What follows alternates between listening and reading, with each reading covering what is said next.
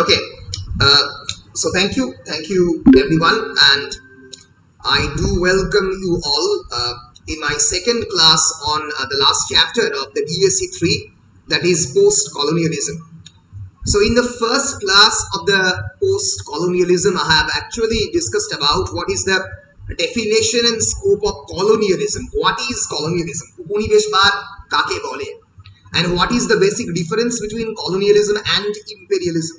While imperialism is actually the policy, is actually the incident which is happening throughout the world. সাম্রাজ্যবাদ হচ্ছে ঘটনাটা। While the active ideology is colonialism, এর পিছনের যে আদর্শ, এর পিছনের যে ডিসকোর্স, যে চিন্তা ভাবনা, সেটা হচ্ছে উপনিবেশবাদ। তাহলে উপনিবেশবাদ is not only a policy, but it is much more importantly, it's an ideology. So আমরা যদি একবার দেখে নিই আগের ক্লাসে আমরা কি কি আলোচনা করেছি। We have of course discussed about the definition of colonialism. Colonialism is the policy of a country seeking to extend or retain its authority over other people or territories. তাহলে মানুষ অন্য বেশ কয়েকজন মানুষের উপরে তার আধিপত্য বিস্তার করবে, because what is the main reason? Economic dominance. It at first begins with the thought of the economic dominance, then it actually extended up to cultural dominance, social dominance, religious dominance, তাদেরকে ধর্মান্তরিত করা, তাদেরকে সাংস্কৃতিকভাবে পর্যবসিত করা, এগুলো পরবর্তীকালে ধারণা, কিন্তু primary aim was definitely economic dominance. So the term colonialism actually originated from the Roman word colonia. It means farm or settlement. 15th century Europe থেকে প্রথমবার শুরু হয়। Belgian, Danish, Dutch, French, Ottoman, Portuguese empire. আমি reason of the colonialism বিভিন্ন জায়গায় বলেছি, এবং cause হচ্ছে social Darwinianism, Eurocentrism, universalism, etcetera etcetera etcetera. Concept of the imperialism নিয়ে আমরা আলোচনা করেছি, এবং তিনটে যে মেইন স্টেজে ওয়েস্টার্ন ইম্পেরিয়ালিজম ডেভেলপ করেছে, age of discovery, age of mercantilism. প্রথমে আবিষ্কারক সত্তা ব্যাপারটা বেরিয়ে পড়ে ইউরোপের, navigation, discovery, cartography, etcetera etcetera et cetera. পরবর্তীকালে মার্কেন্টালিজম, ব্যবসার জন্য, যেটা যে অজুহাত দিয়ে ভারতবর্ষে এসেছিল প্রথমবার ইস্ট ইন্ডিয়া কোম্পানি, তার আগে কিন্তু এজ অফ ডিসকভারি পিরিয়ডে পর্তুগিজরা এসেছিল, for example Vasco da Gama. এবং তারপরেই ইম্পেরিয়ালিজম শুরু হয় লর্ড ক্লাইভ অ্যান্ড আদার্স এর উপরে হাত করে। মানুষে বিভেদ, রেশিয়াল ডিফারেন্স, বায়োলজিক্যাল ডিফারেন্স, এটাই হচ্ছে origin of any kind of colonialism. আমি বলতে পারি কলোনিয়ালিজমের তিনটে stage: assimilation, then assertion of the superiority, and finally imposition.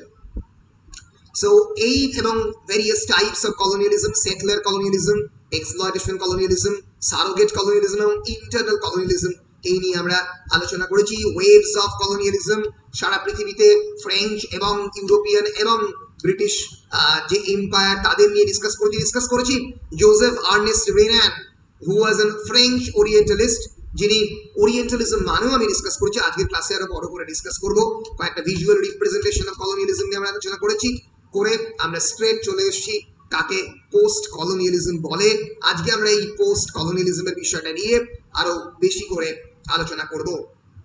So basically, post-colonialism is actually an academic discipline and theoretical structure that analyzes, explains, and responds to the cultural legacy of the colonialism. Response, it's a reaction, এটা কিন্তু একটা প্রতিক্রিয়া। কার এগেইনস্টে প্রতিক্রিয়া?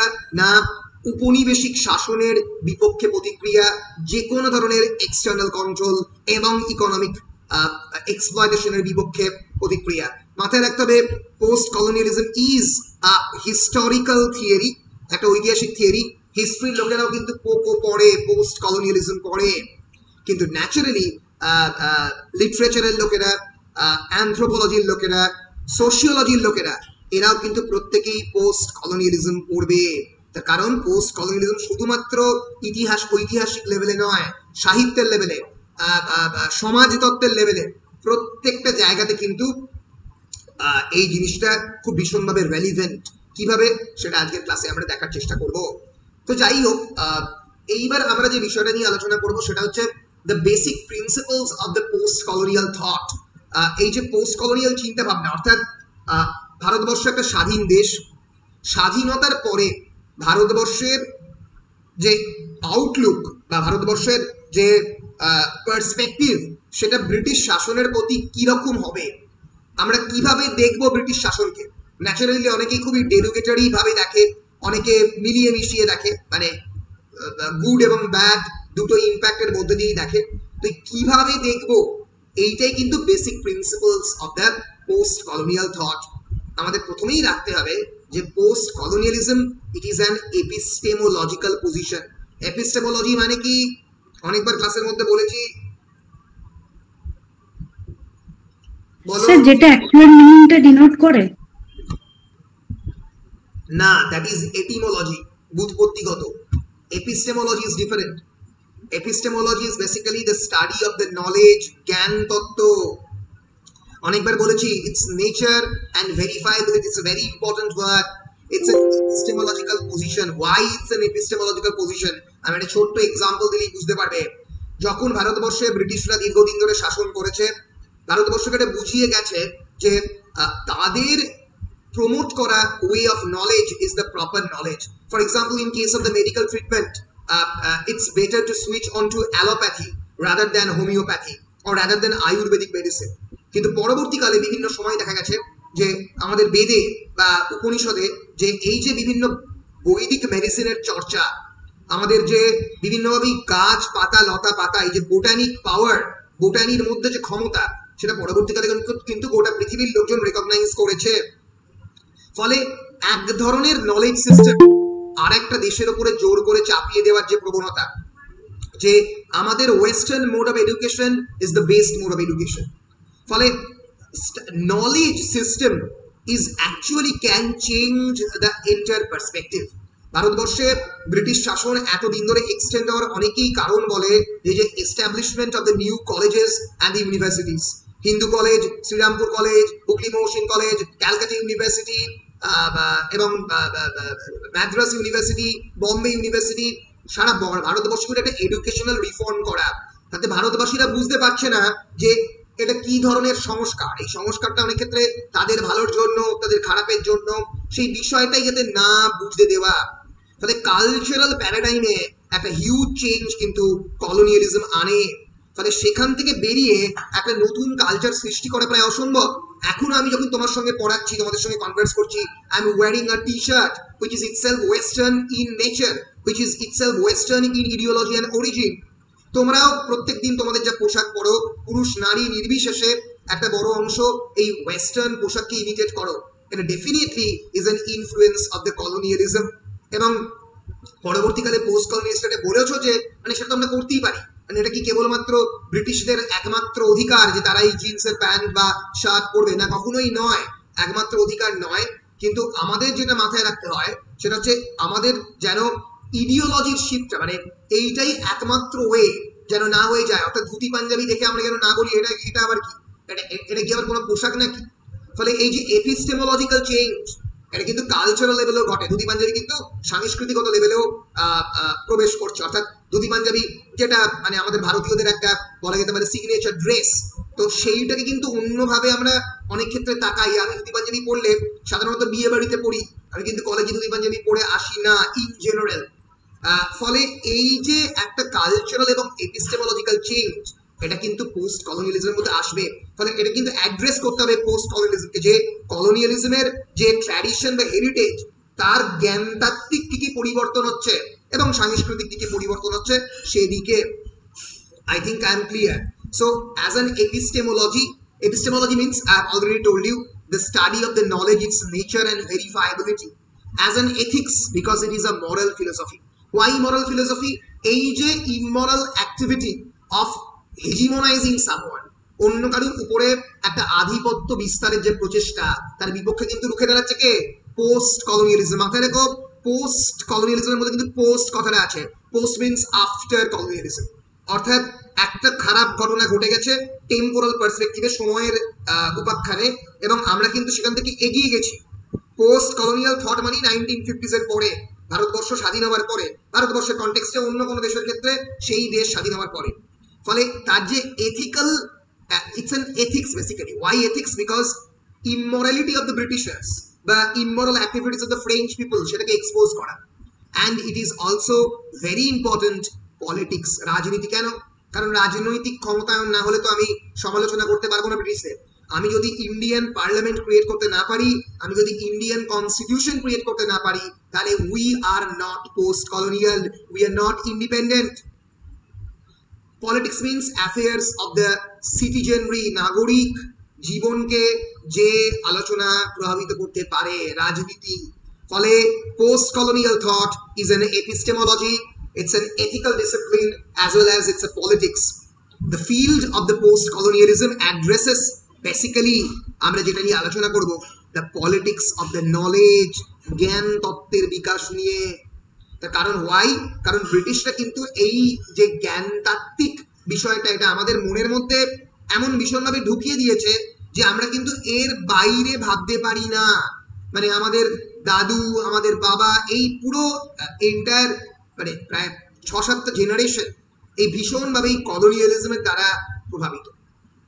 ফলে the matters the constitute the post, a very important word, post colonial identity.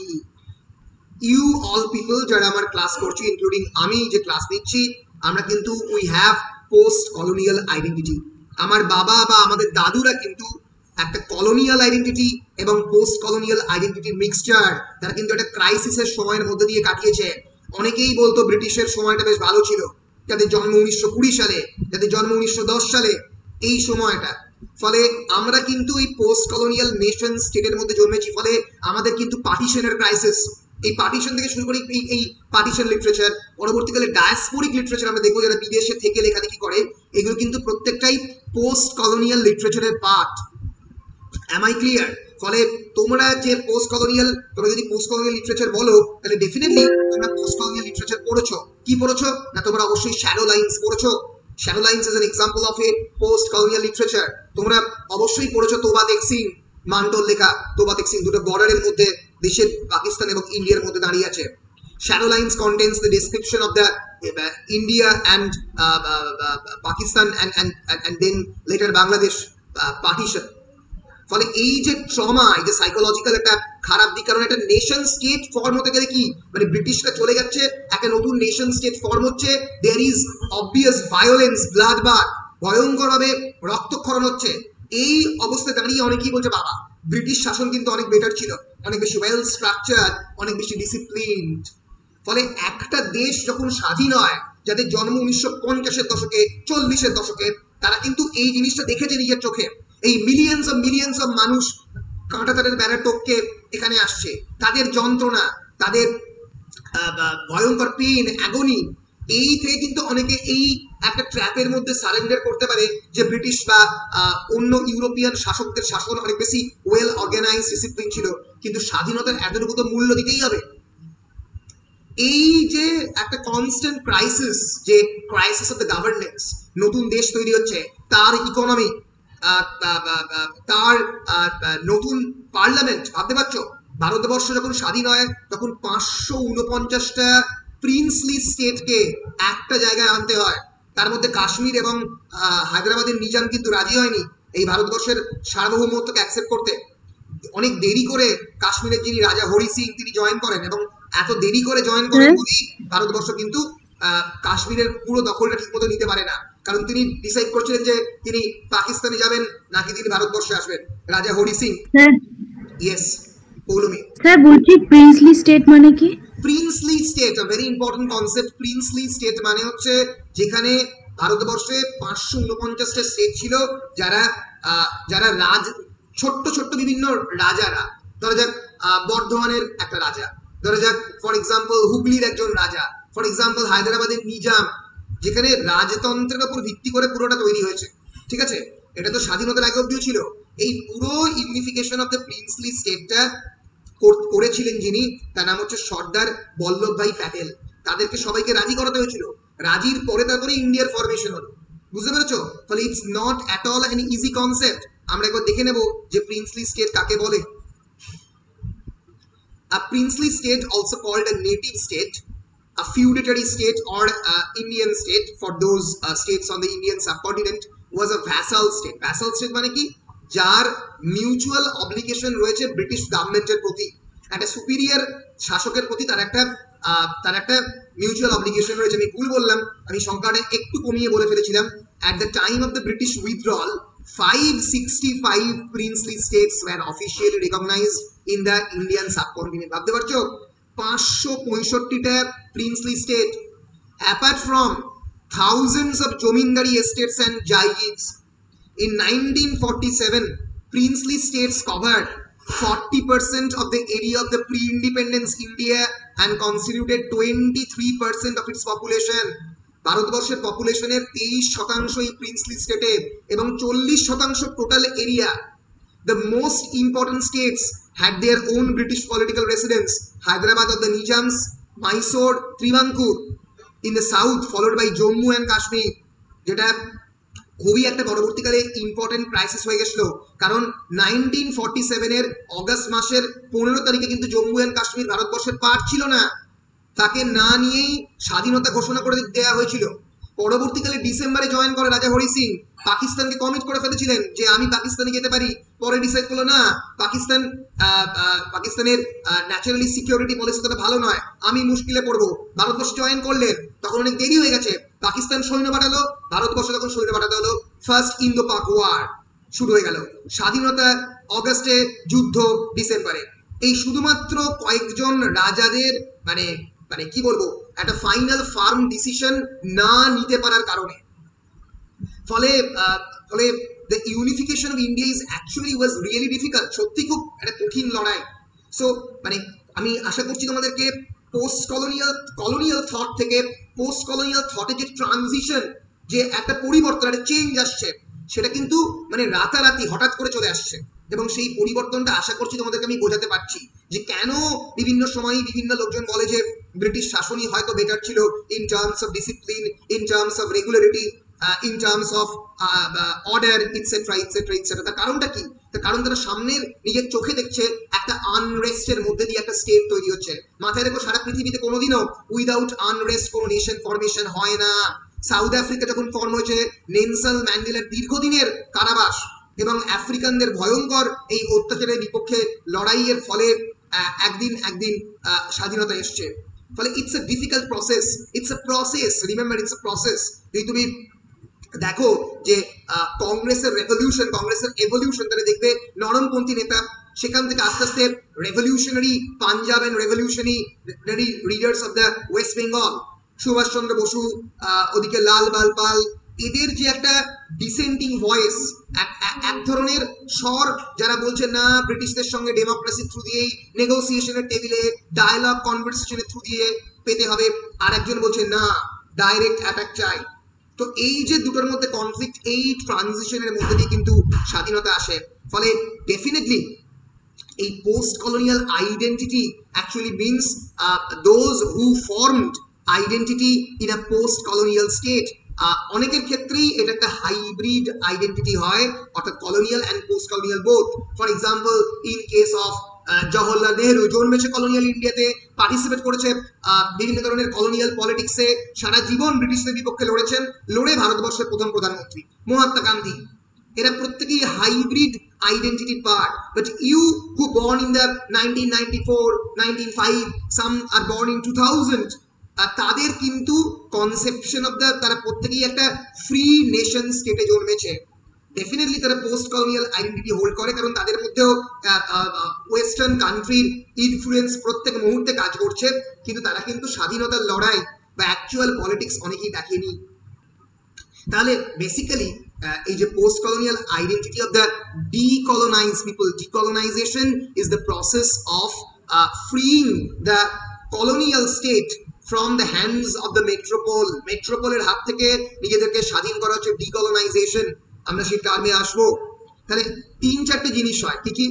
এক, the colonizers generation of the cultural knowledge about the colonized people. ফলে colonizers generation of the cultural knowledge about the colonized people, এটা কি? ব্রিটিশদের লিখে যাওয়া বিভিন্ন literature বা ব্রিটিশদের প্রচার করা বিভিন্ন তথ্য আমাদের ব্যাপারে, এই ব্যাপারে আমরাও ব্রিটিশদেরকেও সম্পূর্ণরূপে ট্রাস্ট করি। সত্যি তো, এটা তো ঠিকই লিখেছে। ফলে তুমি হয়তো যেটা নও সেটা একসময় বিলিভ করতে আরম্ভ করো। একটা কলোনিয়াল স্টেটের মানুষ যেটা নয়, আসলে যেটা নয়, সেই জিনিসে বিলিভ করতে আরম্ভ করে, started believing in something which they are not. And how the Western culture and cultural knowledge was applied to subjugate a non-European people into a colony of the European mother country. মাথায় রাখতে আমি বারবার বলি, ব্রিটিশদের সংখ্যা ছিল total ভারতবর্ষে 2 লক্ষ নয়, আর ভারতবাসীদের সংখ্যা 33 কোটি। কোনোদিন বলে, কোনোদিন ক্ষমতায়, ডমিনেন্সে, ফিজিক্যাল পাওয়ারে কোনোদিন পারা সম্ভবই নয়। কিসের ফলে পারত? Western cultural knowledge. শুধুমাত্র বন্দুকের নলেজ সামনে, শুধুমাত্র কামানের সামনে ভারতীয়রা সারেন্ডার করেনি, সেটাই পোস্ট কলোনিয়ালিজমের মূল আলোচ্য বিষয়। সাহিত্যের সামনে, কালচারাল নলেজের সামনে, দিনের পর দিন এক ধরনের প্রচারের সামনে তাদের যে কালচারাল এপিস্টেমোলজিক্যাল নলেজ, তাতে সারেন্ডার করেছে। They subjugate to a non-European people, আমাদের মতো নন ইউরোপিয়ান পিপলরা এই ওয়েস্টার্ন কালচারাল নলেজের সামনে সাবজুগেট করেছে। আমরা ব্রিটিশদের ভগবান ভেবেছি, ভেবে পুজো করেছি, এবং এর ফলে তাদের যে ইউরোপিয়ান মাদার কান্ট্রিকে তারা হেল্প করতে পেরেছে, which after the initial invasion was affected by means of the cultural identities of the colonizer and colonized. প্রথম ইনভেশনের পরে, প্রথম অবশ্য যুদ্ধ দিয়ে শুরু হয়, ব্যাটল অফ প্লাসি, হেরে গেছিল। কি জন্য হেরেছিল? তার কারণটা ভারতীয়রা কেন হেরেছিল? কারণ আমাদের মধ্যেই বেশ কয়েকজন লোক থাকে যারা বিশ্বাসঘাতকতার কাজ করে, এবং এই প্রথম ইনিশিয়াল ইনভেশনের পরেই এই দুটো আইডেন্টিটি ক্রিয়েট হয়। One is coloniser, another is colonised. So what is the main aim and the objective of the post-colonialism? Is aimed at destabilizing these theories, intellectual, linguistic, social and economic, by means of which colonialists perceive, very important words, perceive, understand and know the world. কলোনিয়ালিস্টরা যে সমস্ত তত্ত্ব দিয়ে আমাদের কলোনাইজদের, মানে কলোনাইজাররা আমাদের কলোনাইজদের যে সমস্ত তত্ত্ব দিয়ে পারসিভ করে, বোঝার চেষ্টা করে, প্রথমত বুঝতে পারেনি এরা কারা রে বাবা। এই কয়েকজন ব্রাউন স্কিন লোকজন যারা অদ্ভুতভাবে গাছের তলায় বসে ঈশ্বরের পুজো করছে, কয়েকজন আবার রাজা রাজরা রয়েছে যারা হাতি সালে হাতি, ঘোড়া সালে ঘোড়া, এদেরকে পারসিভ করতে, আন্ডারস্ট্যান্ড করতে এবং জানতে, ন্যাচারালি তারা একটা ফরেন ল্যান্ড থেকে এসছে, একটা ফরেন পার্সপেক্টিভ থেকে পুরো বিষয়টাকে দেখছে। এর ফলে তারা এই বিষয়ে বিভিন্ন ধরনের তত্ত্ব তৈরি করে, সেটাই হচ্ছে কলোনিয়াল থিঙ্কিং। সেটাকে পোস্ট কলোনিয়ালিজম ডিস্টেবিলাইজ করে, সেটাকে নাড়িয়ে দেয়। ফলে পোস্ট কলোনিয়ালিজমের একটা অন্যতম বিষয় হচ্ছে 1700 সালে 1800 সালে লেখা যে বিভিন্ন ব্রিটিশ ডকুমেন্টেশন, তাকেও আক্রমণ করা, সেই জিনিসগুলো যে সঠিক নয় তার বিপক্ষে রুখে দাঁড়ানো, এটাও পোস্ট কলোনিয়ালিজমের কাজ। So post colonial theory thus establishes intellectual spaces for the subaltern people. The word subaltern is less important in Marxism but very important in post-colonialism. পড়তে পারে subaltern বলতে কাদেরকে বোঝানো হয়? Those who are marginalized, those who don't have stake directly into the domains of the power. So post-colonial theory establishes intellectual spaces for the subaltern peoples to speak for themselves. ফলে subaltern কিন্তু এখানে শুধুমাত্র দলিত থাকছে না, subaltern মানে সমস্ত ভারতীয় যারা যারা ব্রিটিশদের কাছে সাবঅল্টার্ন, ব্রিটিশদের কাছে বা ইউরোপিয়ানদের কাছে যারা marginalised people, and thus produce cultural discourses of philosophy, language, society and economy. যে তত্ত্ব তারা তৈরি করে এই সাবঅল্টার্ন পিপলরা, তাকে বলা হয় post colonial theory. Balancing the imbalanced us and them, আমরা এবং ওরার ডিফারেন্স তখনও ছিল, এখনো আছে, এটাকে ব্যালেন্স করার চেষ্টা করে। Binary power relationship between the colonialist and the colonial subject, colonist এবং কলোনিয়ালদের মধ্যে যে ইমব্যালেন্সড পাওয়ার নলেজ বাইনারি, সেটাকে একটা জায়গায় ব্যালেন্স করা, তার বিপক্ষে অ্যাটাক করা, ডিস্টেবিলাইজ করা কলোনিয়াল সিস্টেমকে, তার চেষ্টা করে। আমরা একবার টার্মটা দেখে নিই, আমি অলরেডি এই টার্ম নিয়ে ডিসকাস করেছি। সাবঅল্টার্ন, সাবঅল্টার্ন কথাটা যিনি প্রথম পপুলারাইজ করেন তিনি হচ্ছে অ্যান্টনিও গ্রামসি। পরবর্তীকালে সাবঅল্টার্ন স্টাডিজ বলে একটা এন্টায়ার স্কুল তৈরি হবে, রণজিৎ গুহ বলে একজন ভদ্রলোক তৈরি করবেন, এবং তার সঙ্গে বেশ কয়েকজন লোক, পার্থ চ্যাটার্জি, গায়ত্রী চক্রবর্তী স্পিভাক, এদের কথা আমরা পড়ব। So what's the meaning of basically subaltern? It designates the colonial populations who are socially, politically and geographically outside the hierarchy of power. Governor general, general, colonel, army chief, তার সঙ্গে সঙ্গে বিভিন্ন বেঙ্গল অ্যাডমিনিস্ট্রেশনের লোক, তার সঙ্গে সঙ্গে হাইকোর্টের যে প্রধান বিচারপতি, এরা কিন্তু প্রত্যেকে ব্রিটিশ। প্রথম ভারতীয় বাঙালি বিচারপতি হচ্ছে গুরুদাস ব্যানার্জি অনেক পরে। ফলে জুডিশিয়াল এস্টাবলিশমেন্ট থেকে শুরু করে পলিটিক্যাল এস্টাবলিশমেন্ট, অ্যাডমিনিস্ট্রেশন পুরোটা কিন্তু ব্রিটিশদের দখলে। ফলে আমরা, we the Bengali people, we the Indian people are actually socially, politically and geographically outside the hierarchy of the power of a colony. We are outsider, not actually insider. Instead of staying in our own country, আমাদের দেশের আমরা insider হলো, আমরা কিন্তু তখন outsider. ভারতবর্ষে প্রথম বাঙালিরা বা ভারতীয়রা পার্টিসিপেট করতে আরম্ভ করে অনেক পরে। ভাবো 1757-তে ব্যাটল অফ প্লাসি হয়েছে, ভারতীয় লোকেরা আস্তে আস্তে ব্রিটিশ অ্যাডমিনিস্ট্রেশনে চান্স পাচ্ছে, আইসিএস পরীক্ষা দিয়ে পাচ্ছে। অনেক পরে 19th সেঞ্চুরিতে, মানে 19th সেঞ্চুরি নয়, 20th সেঞ্চুরিতে 1907, 1885 এই সময়টা করে সুভাষ আইসিএস পাচ্ছে, সুরেন্দ্রনাথ সেনগুপ্ত প্রথম আইসিএস একদম 1897 ওই সময়টাতে। তার আগে ব্রিটিশদের অলরেডি 150 বছরের শাসন করা হয়ে গেছে, তারা অনেক পরে। ফলে we actually remain always. Ashutosh Mukherjee became the vice chancellor of the Calcutta university 1893। 1890s-এ ব্রিটিশরা ইস্ট ইন্ডিয়া কোম্পানি শাসন করছে 1757 থেকে 140 বছর, 150 বছর শাসন করে ফেলেছে অলরেডি তখন। ফলে we are actually the subaltern people. এখন যদি সাবঅল্টার্ন কাদের বলা হয়, definitely women are subaltern people, Dalits are subaltern people. ফলে the conception of the subaltern actually changes, transforms, পরিবর্তন হয় প্রত্যেক দিন। কারণ সোশ্যালি, পলিটিক্যালি, জিওগ্রাফিক্যালি মার্জিনালাইজ পিপলের ডেফিনেশন প্রত্যেকটা সময়ে বদলায়, প্রত্যেকটা দিন বদলায়। সো যখন একটা কালচারাল হেজিমনি, ব্রিটিশরা তো কালচারাল হেজিমনি ক্রিয়েট করেছিল। হেজিমনি মানে তোমার ব্রেন ওয়াশিং, তুমি ব্রিটিশদের কথাতে বা তুমি ইউরোপিয়ানদের কথাতে সম্পূর্ণরূপে সারেন্ডার করছো।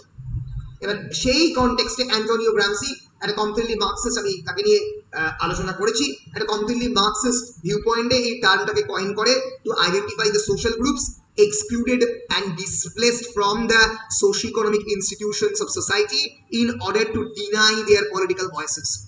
তাদের যে রাজনৈতিক স্বর সেটাকে ডিনাই করা হচ্ছে, and displaced from the conventional socio-political and economic institution, বিভিন্ন সামাজিক অর্থনৈতিক প্রতিষ্ঠান থেকে তাদেরকে বাদ দেওয়া হচ্ছে। ভারতীয়দের, সাধারণ শিক্ষিত ভারতীয়দের বাদ দিয়ে এমন একটা হায়ারার্কি ক্রিয়েট করা হচ্ছে যেখানে ব্রিটিশরাই শেষ কথা বলবে। এখানে ভারতীয়রা subaltern.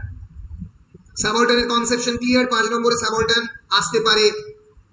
The term subaltern and subaltern studies entered the vocabulary of the postcolonialism through the works of the subaltern studies group of historians, যাদেরকে নিয়ে আমরা পরে আলোচনা করব।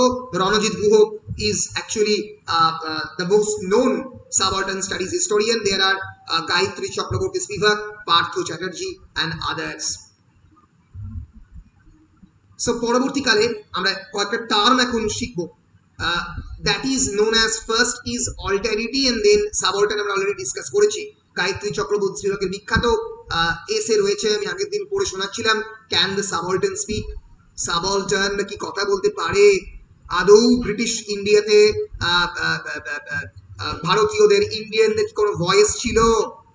আদৌ কি রয়েছে?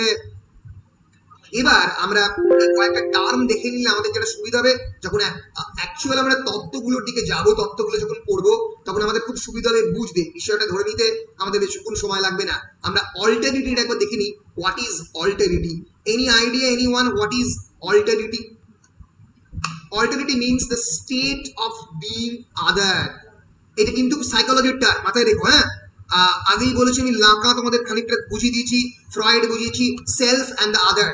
একটা বাচ্চার কাছে সেলফ মানে সে নিজে, আর আদার মানে বাইরের পৃথিবীর লোকজন। তার কাছে মা is actually part of the self. যে মুহূর্তে সে রিয়ালাইজ করছে his mother is not part of himself but rather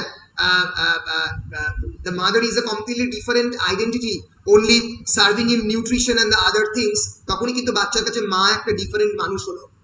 ফলে alterity is a philosophical and anthropological standpoint, যেটা পোস্ট কলোনিয়ালিজম খুব ভীষণভাবে ইউজ করা হয়। দ্য টার্ম মিনিং আদারনেস, এটা পোস্ট কলোনিয়াল পার্সপেক্টিভের মানে কি? খুব সিম্পল। আমার মনে আছে গায়ত্রীদি যখন বাচ্চাদেরকে পড়ায় বাঁকুড়া পুরুলিয়াতে, তিনি যে ডিফারেন্সটা দিয়ে প্রথম শুরু করেন, সেই ডিফারেন্সটা দিয়ে আমি তোমাদের বুঝিয়ে দিচ্ছি। উনি বলেন যে হাতটা প্রথমবার রাখি, একটা 5 বছরের ছেলে যখন প্রথমবার আমাকে দেখে জিজ্ঞেস করে যে হোয়াট ইজ আদারনেস, আমরা দলিত হিসেবে কেন মার্জিনালাইজ, আমি প্রথমবার ব্ল্যাকবোর্ডের সামনে আমার হাতটা রাখি, আমার সাদা ফর্সা হাত, আর পাশে পুরুলিয়ার একটা ছেলের কালো হাত, সেটা দেখিয়ে আমি বোঝাই যে মানুষের ডিফারেন্স প্রথম শুরু হয় এই ফিজিক্যালিটি দিয়ে, স্কিন কালার দিয়ে।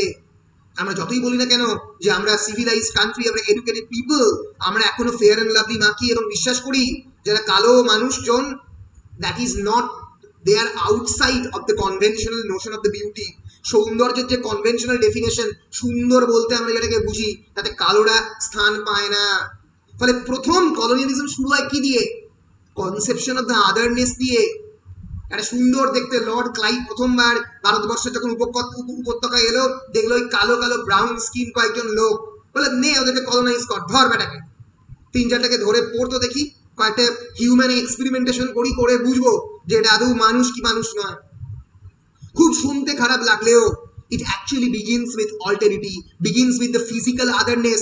আমরাও করি, আমরাও কোনো মেঘালয়ের লোককে দেখলে বলি এত চাইনিজ। আরে ভাই, মঙ্গলয়েড ফেসিয়াল এক্সপ্রেশন বা মঙ্গলয়েড কমপ্লেক্সন মানে চাইনিজ নয়। তাহলে সিকিম, চাইনিজ, জাপানিজ, ইন্দোনেশিয়ান, তার সঙ্গে সঙ্গে মেঘালয়ের লোকেরা সবাই একই রকম হতো? নয় তো, এক নয় তো, আলাদা। প্রত্যেকেই আলাদা, প্রত্যেকের ডিফারেন্ট কালচারাল কনটেক্সট রয়েছে। একটা চাইনিজ মানুষ, একটা মেঘালয়ের মানুষ সম্পূর্ণ ডিফারেন্ট। তাদের ফেসিয়াল এক্সপ্রেশন একরকম মানেই মানুষগুলো একরকম নয়। আমাদের এই চিন্তা ভাবনা কি থেকে আসছে? আদারাইজেশন। আমাদের মনের মধ্যে ছোটবেলা থেকে এই আদারাইজেশনের যে প্ল্যানটা থাকে, চিরকাল থাকে। আমরা হিউম্যান বিইং মাত্রই আদারাইজ করি। ভারতীয়, ব্রিটিশ, বেলজিয়ান, ফরাসি যারাই হোক না কেন, আমরা আদারাইজ করি। এবং পরবর্তীকালে সেটা রেকগনাইজ করা হয়েছে সাইকোলজিক্যাল টার্মে, ফ্রয়েড এবং লাকাঁ সেটা করেছেন। এর ফলে দেখতে পাচ্ছ থিওরি কিন্তু বিভিন্ন লেভেলে একসঙ্গে মার্জ করছে। একটা জায়গাতে সাইকোঅ্যানালিটিক ক্রিটিসিজম এবং পোস্ট কলোনিয়ালিজম একটা জায়গায় কিন্তু মার্জ করছে। তোমাকে যদি থিওরি বুঝতে হয় তাহলে কিন্তু এই মার্জিং পয়েন্টগুলো ভালো করে খেয়াল রাখতে হবে যে কোনখানে এই বিষয়গুলো একটা জায়গায় আসছে। দেরিদাও আদারনেসের কথা বলেছেন, আদারনেস ইন ল্যাঙ্গুয়েজ, লাকাও বলেছেন, ফ্রয়েডও বলেছেন, আবার পোস্ট কলোনিয়াল থিঙ্কাররাও বলছেন, আবার ফেমিনিস্টরাও বলেছেন যে উইমেনদেরকে আদারাইজ করা হয়, অন্য অ্যানিমাল হিসেবে ট্রিট করা হয়। So within basically the post colonial theory, যেটা স্পিভাক বলেছিলেন যে, এবং তার সঙ্গে সঙ্গে আমাদের ফিলোসফিক্যাল ট্র্যাডিশনে আদারনেস মানে alternity is usually understand as entity in contrast to which an identity is constructed. Very important. একটা এন্টিটি যার উপরে ভিত্তি করে আমি আমার আইডেন্টিটি তৈরি করি। ভালো করে বোঝো, British identity, that they are superior people of the superior race, কার উপরে ভিত্তি করে তৈরি করছে? এই আফ্রিকান, ইন্ডিয়ান, এদের উপরে ভিত্তি করে। এরা তো কিছু জানে না, এরা তো অর্ধশিক্ষিত, এরা তো ওয়েস্টার্ন মোড অফ এডুকেশন সম্বন্ধে শিক্ষিত নয়। এমন একটা এন্টিটি এদেরকে প্রায় প্রাণী হিসেবে দেখছে, বিইং হিসেবে দেখছে। In contrast which an identity is constructed, তার উপরে ভিত্তি করে আমার যে আমিত্ব, আমার যে পার্সোনালিটি, সেটা কনস্ট্রাক্ট হচ্ছে। And it implies the ability to distinguish between self and not self, and consequently to assume the existence of an alternative viewpoint. আমি যে বড়, আমি যে সুপিরিয়র, সেই দিকে পুরো আর্গুমেন্টটাকে নিয়ে যাওয়া, এইটাই অল্টারনেটির মধ্যে দিয়ে শুরু হচ্ছে। Alternity always begins with a violence. একটা খারাপ ভায়োলেন্স দিয়ে অল্টারনেটি শুরু হয়। যখন যে মুহূর্তে আমি দেখছি একটা ভারতীয় মানে আমার মতো দেখতে নয়, তাকে কি করবে? তাকে খাঁচায় পড়ো, তার উপরে মেডিকেল এক্সপেরিমেন্টেশন করো, আদৌ মানুষ কি মানুষ নয় সেটা দেখো, তাকে সার্ভিটিউড করাও। এই যে পুরো কনসেপ্টটা, এটা কিন্তু এই আদারনেসের কনসেপ্ট থেকে জেনারেট করছে। Am I clear? বেশ বেশ। So concept of the alterity is very important. এখান থেকেই যে আইডিয়াটা আসছে, that is post colonial identity. 5 নম্বরের প্রশ্নে পড়তে পারে। Postcolonial theory holds that decolonized people develop a post-colonial identity that is based on cultural interactions between different identities, cultural, national and ethnic, as well as gender and class based, which are assigned varying degrees of social power by the colonial society. Post colonial identity মানে যেখানে cultural interaction between different identity হচ্ছে। একজন ভারতীয় একদিনে ভারতীয় হয়নি। 2021 সালের শতাব্দী বা 2021 সালের অর্পিতা বা দিশা, এরা কিন্তু একদিনের ফসল নয়। তারা কি পড়ছে ভালো করে বোঝো, তারা ইংলিশ লিটারেচার পড়ছে, তারা শেক্সপিয়ার পড়েছে, তারা এই পোস্ট কলোনিয়াল থিওরি পড়েছে।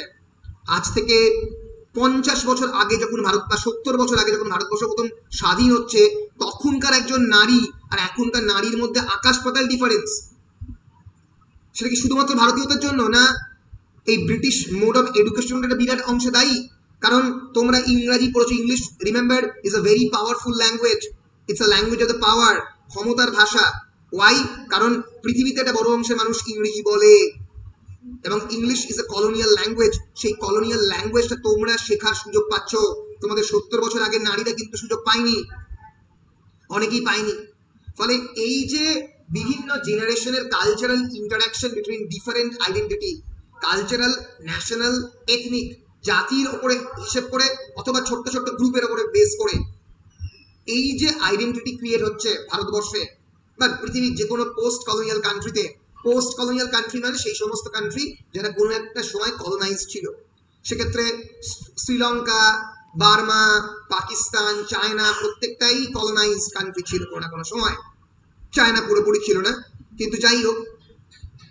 ফলে এই দিকে পোস্ট কলোনিয়াল আইডেন্টিটি জোর দেয়। এর ফলে post colonial identity is a recurrent motif in post colonial literature. কিভাবে আমরা দেখবো?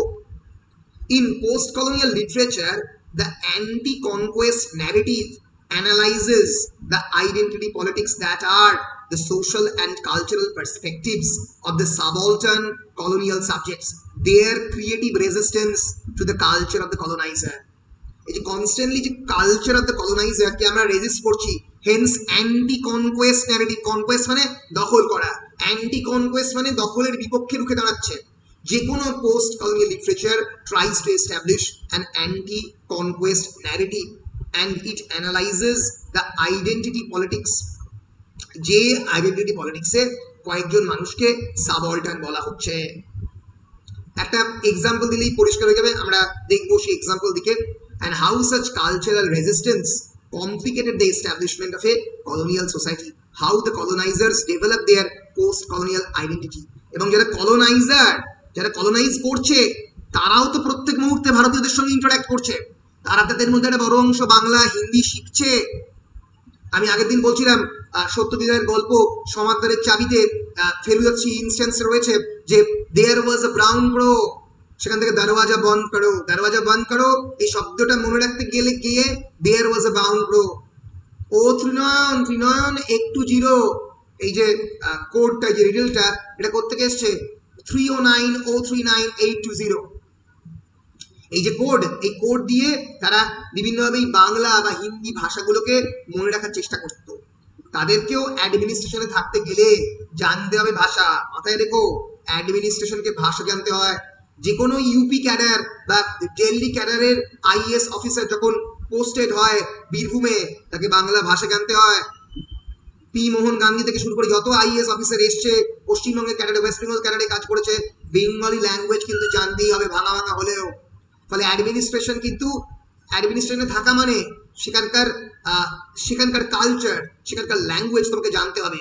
ফলে it's not basically a kind of unilateral process, একটা ওয়ান ডাইমেনশনাল প্রসেস নয় যে কেবলমাত্র কলোনাইজডদেরই পোস্ট কলোনিয়াল আইডেন্টিটি আছে, নয়, কলোনাইজারদেরও আছে যারা। এবং and how neocolonialism actively employs us and them. neocolonialism মানে after the post cold war era, এই us and them এই বাইনারিটা ক্রিয়েট করে। social relation to view the non-western world as inhabited by the other, as if non-western world এর আদাররা বাস করছে। এই যে constant division, এই ডিভিশনটা কিন্তু ক্রিয়েট করছে, এই আমরা দেখতে পাচ্ছি এই ডিভিশনটা ক্রিয়েট করছে যারা যারা কলোনাইজ তারা। আমি একটা জাস্ট এক্সাম্পল দিয়ে এই স্লাইডে আসছি, জাস্ট একটা লিটারেচারের এক্সাম্পল দিয়ে দেবো যাতে তোমরা বুঝতে পারো যে অ্যাকচুয়ালি পোস্ট কলোনিয়াল লিটারেচার বলতে আমরা কি বোঝাচ্ছি। তোমরা কেউ ঝুম্পা লাহিড়ির লেখা গল্প পড়েছো? ঝুম্পা লাহিড়ির দ্য নেমসেক কেউ পড়েছো? কেউ পড়েছো ঝুম্পা লাহিড়ি বা ফর এক্সাম্পল অরুন্ধতী রয়, এগুলো কি পড়েছো তোমরা? কেউ কেউ পড়োনি? যে কোনো এই নভেলগুলোকে বলা হয় কিন্তু diasporic novel. Anyone who have any idea of what is diaspora? Diasporic novel সম্পর্কে কোনো আইডিয়া রয়েছে? বলো। নেই, তাই তো? জানতে হবে, তার কারণ এখান থেকে কিন্তু বিভিন্ন ধরনের প্রশ্ন, বিভিন্ন এন্ট্রান্স। বলো বলো। মানে চারিপাশে, হ্যাঁ শতাব্দী বলো, শুনতে পাচ্ছি না।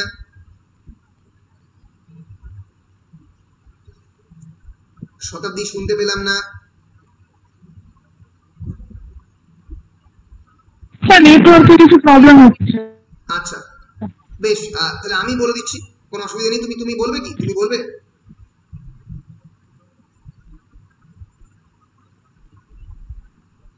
তুমি কি বলবে? তাহলে আমি বলে দিচ্ছি, ঠিক আছে? হ্যাঁ দিশা বলো, দিশা বলো। শুধু ওই ঝুম্পা লাহিড়ী নামটা আমার এই কারণে মনে আছে, কারণ অমিতাভ যে শ্যাডো লাইন্সের যিনি রাইটার, আর ওই ঝুম্পা লাহিড়ী, ওর দুজনের নামটা আমি এক জায়গায় পড়েছিলাম যে একই জনরার লেখা লেখেন বললে, ওইটাই আমার মনে আছে। কি জনরা? হ্যাঁ হ্যাঁ হ্যাঁ, ঝুম্পা লাহিড়ী। জনরাটি হচ্ছে ডায়াসপোরিক ফিকশন, ঠিক আছে? হ্যাঁ স্যার, হ্যাঁ। ডায়াসপোরা কি? ডায়াসপোরা এটা তো অন্য জিনিস। আপনি আমার এই যে এই কথাটাই। কি বলছো? কি বলছো শুভ? কিছু বলছো? হ্যাঁ স্যার, বলছি যে এই কথাটা আপনি কোথাও একটা কোন একটা টপিক আলোচনা করতে এই কথাটা বলেছিলেন। হ্যাঁ, আমি শ্যাডো লাইন্স বলতে কি বলেছি, বুঝতে পেরেছো? আমি শ্যাডো লাইন্স বলতে কি বলেছি। So diasporic fiction, also known as the expatriate fiction. What is it? Basically the exact definition টা তো আসছে না।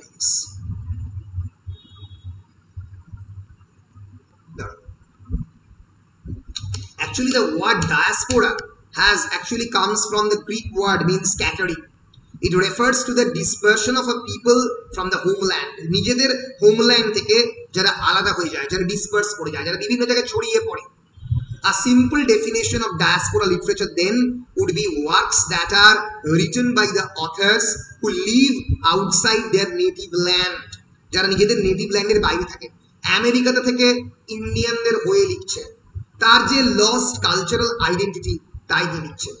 ঝুম্পা লাহিড়ীর ফিকশন বা অমিতাভ রায়ের ফিকশনের মধ্যে কিন্তু তোমরা এই একটা ছেড়ে আসা গ্রাম, হারিয়ে যাওয়া পৃথিবী, এর খোঁজ পাবে বারবার। ঝুম্পা লাহিড়ীর fiction the namesake for example, তাতে বারবার পাবে বিভিন্ন রান্না, শুক্তো, পোস্ত বাটা।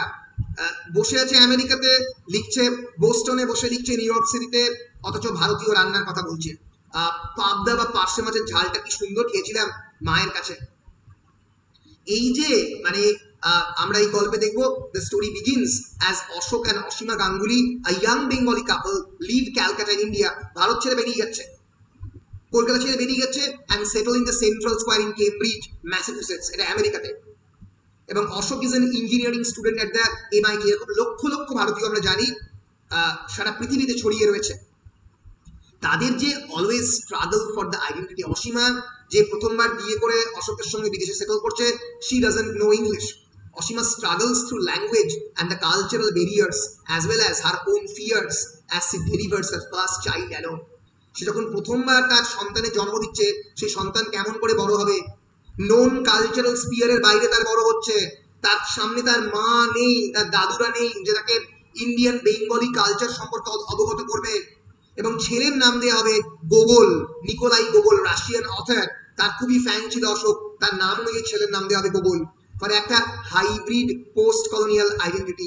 ছেলে বাঙালি, জন্মাচ্ছে নিউ ইয়র্কে, নাম হচ্ছে রাশিয়ান অথরের নাম অনুযায়ী। ফলে এই যে একটা অদ্ভুত identity crisis, that is also very much part and parcel of the post colonial identity. বিশেষ করে ফার্স্ট জেনারেশন ডায়াসপোরিক পিপল, যারা প্রথমবার গিয়ে সেটেল হচ্ছে বিদেশে, জানে না তাদের কালচারাল ব্যারিয়ার। অনেক ক্ষেত্রে রেশিয়াল ক্রাইসিস হচ্ছে, অনেক ক্ষেত্রে অফিসের র্যাক্ট হচ্ছে, বাড়ি ফিরে আসছে, কনস্ট্যান্টলি কনফ্লিক্টের মধ্যে আবার ফিরে যাবে কিনা দেশে। কিন্তু ফিরছে না। সামহাউ নেক্সট জেনারেশনকে সেখানে জন্ম দিচ্ছে, নেক্সট জেনারেশনের ভ্যালু সিস্টেম এবং তাদের যে বাঙালি বা ভারতীয় ভ্যালু সিস্টেম, তার মধ্যে আকাশ পাতাল ডিফারেন্স। আমরা দেখবো গোগল তার গার্লফ্রেন্ডকে নিয়ে 20 বছর বয়সে তার বাবা মার থেকে সেপারেট হয়ে যাবে, এই নেমসেক গল্পতে খানিকটা দেখবো সেই সেপারেশনের জায়গাটা। ফলে বাবা মার যে একটা ক্রাইসিস, সে যে একটা আইডেন্টিটি একটা পরিবেশ থেকে ছেলে মেয়েকে মানুষ করেছে, তারা তাদেরকে দেখে বড় হয়েছে, সেই আইডেন্টিটি কিন্তু পরিষ্কারভাবে পাল্টে যাচ্ছে। ফলে sense of nostalgia, a sense of reminiscence is constantly working inside this people. যে হারিয়ে যাওয়া একটা পৃথিবী, সেটাই হয়তো ভালো ছিল, তার যে স্মৃতি, যেটা পার্টিশন ফিকশনের মতো তোমরা ভয়ঙ্করভাবে পাবে, ছেড়ে আসা গ্রামকে নিয়ে স্মৃতি, এটা ডায়াসপোরিক ফিকশনের মতো পাবে। These diasporic fiction, these partition fiction, they are actually consisting the post-colonial literature. এই post-colonial literature বিভিন্ন ভাগের মধ্যে এগুলো পড়ছে। ফলে এই post-colonial identity তার ক্রাইসিস বোঝাতে গেলে কিন্তু এই অশোক, অসীমা, গোগল, তাদের ছেড়ে আসা পৃথিবী, এইটা বললে তবে কিন্তু তোমরা আরো বেশি করে রিলেট করতে পারবে। The traditional naming process in their families is to have an elder who will give the newly born baby a name. আমাদের বাড়িতে দাদুরা ঠাকুমারা নাম দেয় বাচ্চাদের, and the parents waited for letter from the Oshima's grandmother. Later আসে না, the letter never arrives. তখন গোগলের নাম অশোক বলে গোগল দাও, রাশিয়ান অথর নিকোলাই গোগলের নাম অনুযায়ী। ফলে এই যে একটা মানুষের জীবনের যে আইডেন্টিটি ক্রাইসিস, এই post-colonial quest for the post-colonial identity. He is a professor of MIT and draws a very handsome amount of money, and yet he is not happy. He is not happy with his identity. সে জানে না যে সে বাঙালি না ভারতীয় না American, half American না half ভারতীয়। তাদের যে ক্রাইসিস, এটাও কিন্তু পোস্ট কলোনিয়াল আইডেন্টিটি পার্ট। তাহলে আমি কি বোঝাতে পেরেছি ক্রাইসিসটা? পোস্ট কলোনিয়ালিজমের ক্রাইসিসটা তোমরা কি ধরতে পারছো? বলো। হ্যাঁ স্যার, আলামস ওন হাউসের সাথে অনেকটা মিল আছে। কার সঙ্গে মিল আছে? আলামস ওন হাউসের সঙ্গে অনেকটা মিল আছে। Right right right. এইখান থেকেই কিন্তু পোস্ট কলোনিয়াল লিটারেচারের ক্রাইসিসটা শুরু হচ্ছে, এবং এইটাকেই বলা হচ্ছে post colonial identity. And post colonial identity always celebrates heterogeneity. Heterogeneity মানে হোমোজেনাইটি, হেটেরোজেনাইটি মানে কি? হোমোজেনাইটি মানে বলো বলো বলা উচিত হোমোজেনাস, হেটেরোজেনাস। এই শব্দগুলো শিখতে হবে থিওরি পড়তে গেলে। মানে এক বলো বলো বলো। অর্পিতা শুনতে পাইনি। স্যার বলো। হোমো মানে এক আর হেটেরো মানে বিভিন্ন, আর হেটেরো জেনারাস মানে বংশোদ্ভূত। স্যার কি বলছো কি বলছো? হ্যাঁ, জেনারাস মানে কি বংশোদ্ভূত? না, জেনারাস মানে বংশোদ্ভূত, ঠিক। জেনারিক ভিন্নতা মানে আলাদা কিছু, ভিন্নতা, আলাদা ভিন্নতা। হোমো মানে এক হয় আর হেটেরো মানে তো ভিন্ন হয়। অ্যাবসলিউটলি, এটাই জানতে গেছি। হোমো মানে একই রকমের আর হেটেরো মানে বিভিন্ন রকমের। রাইট, এটাই জানতে গেছি। হোমো মানে সেমনেস and hetero মানে respecting the difference. এখান থেকে দুটো কথা, homosexual, heterosexual. Heterosexual মানে attracting the opposite sex, homosexual means attracting the same sex. In case of the post-colonial literature, heterogeneity means embracing different kind of culture, different kind of cultural heritage, social heritage. আমি যার কথা থেকে বলছিলাম নেমসেকে, একজন ভারতীয় embrace করছে American কালচারকে, নাম দিচ্ছে রাশিয়া। ফলে একজন মানুষের যে ডিফারেন্ট কালচারাল আউটলুক এবং পার্সপেক্টিভ থাকতে পারে, সে যে ডিফারেন্ট সংস্কৃতিতে বিলং করে এবং ডিফারেন্ট সংস্কৃতিকে এমব্রেস করছে কনস্ট্যান্টলি, সেইটা কিন্তু পোস্ট কলোনিয়াল আইডেন্টিটি সেলিব্রেট করে। মাথায় লেখো, পোস্ট কলোনিয়াল যারা অথার, তাদের এগেনস্টে অনেকেই অ্যাকিউজ করে। Salman Rushdie, for example Amitabh Ghosh, for example Jhumpa Lahiri, যে তোমরা ইংরেজিতে লিখছো কেন? Why not your mother tongue, Bengali or Parsi or Hindi, etc., etc., etc.? They always answer back, that is my right to do so. সেটা আমার অধিকার, কারণ আমি তো একজন হেটেরোজেনিয়াস আইডেন্টিটি পারসন। আমি তো বড় হয়েছি ডিফারেন্ট কালচারকে এমব্রেস করে। এবং যদি না আমি আমার কলোনাইজারের ল্যাঙ্গুয়েজে তাকে আনসার দিতে না পারি, তাহলে আমার ভয়েসটা, আমার স্বরটা পৌঁছবে কি করে সেই ব্রিটিশ বা ইউরোপিয়ান স্টেটের কাছে? কি করে পৌঁছবে? যদি আমি কেবলমাত্র বাংলাতেই আমার ক্রাইসিস, আমার আমার পোস্ট কলোনিয়াল এক্সপিরিয়েন্স বাংলাতেই লিখলাম, তার পাঠকও অনেক লিমিটেড হবে। এবং সেই জন্যই এই যে general acquisition that you are living in a globalized world and writing in the English language or French language, being a colonial or post colonial author, একটা ঔপনিবেশিক দেশের লেখক হয়ে তুমি ইংরেজিতে কেন লিখছ? তারা এইটাই উত্তর দিচ্ছে, আমি এই জন্যই ইংরেজিতে দিচ্ছি যাতে কলোনাইজারের কাছে সেই আনসারটা পৌঁছয়, সেই উত্তরটা কাছে পৌঁছয়। এবং আমার তো অধিকার রয়েছে, মানে language is definitely an empowering tool. আমি তো সেই পাওয়ারটাকে আমাকে দিয়েছে ব্রিটিশরা, আমি সেটা নিয়েছি, সেটা আমি শিখেছি, সেটা আমি অ্যাকোয়ার করেছি সেই ল্যাঙ্গুয়েজটা, অতএব সেই ল্যাঙ্গুয়েজে আমি আনসার ব্যাক করবো। ফলে এইখানেই কিন্তু পোস্ট কলোনিয়াল আইডেন্টিটি হেটেরোজেনাইটিকে সেলিব্রেট করছে। So the neocolonial discourse of the geopolitical homogeneity, neocolonial discourse মানে পরবর্তীকালে যে colonialist discourse, তারা বলে যে হোমোজেনাইটি, সবাই একই রকম হবে, বাঙালিরা বাঙালিদের সঙ্গে মিশবে, relegating the decolonized people, their cultures and their countries to an imaginary place such as the third world। বারবার এই নিওকলোনিয়াল স্টেটরা এই ধরনের টার্ম ক্রিয়েট করেছে, the third world. Third world মানে কোন কোন দেশ? Bharat, Pakistan, Bangladesh, third world. যারা পিছিয়ে রয়েছে ইকোনমিক্যালি, সোশ্যালি, এদেরকে আলাদা করো, এদেরকে এক্সক্লুড করো। An over-inclusive term that usually comprises continents like Africa, Asia, Latin America, Oceania, এই সমস্ত দেশগুলো যারা ইকোনমিক্যালি পিছিয়ে, তাদেরকে আলাদা করে। ফলে এই যে অ্যাকুইজিশন, এর বিপক্ষে রুখে দাঁড়ায় একটা post colonial critic.